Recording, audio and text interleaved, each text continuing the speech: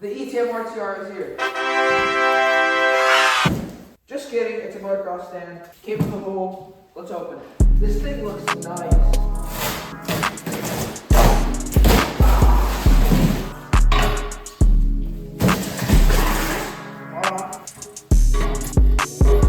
Not bad at all. Taller than I thought it was going to be, and it looks pretty sturdy. Let me sit on it.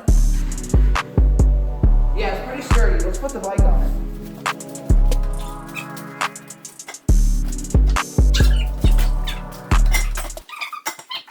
Okay. Look at that. That looks so nice.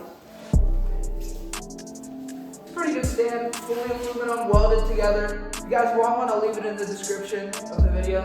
I just picked this thing up without the box, and it's actually like really light. I guess that's the benefit to aluminum. The RTR is going to be here 2 days from now. By the time I uploaded this video, about 2 days after I recorded this video, I got the shipment update, which means the bike has been delayed. It's going to come on Monday. Not that big of a deal, but that's just Electro & Co.'s fault at that point. I'm just kidding. It's fine. But yeah, it's coming Monday. I'm going to do a build video on it. I might ride it in the build video, might not, because it's really cold.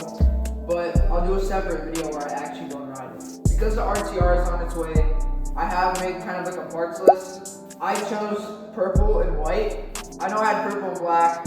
Should probably choose something new. But I think purple and white would just look really clean. Let me know what you guys think. I just think it's going to look really clean. Have a good day, everybody.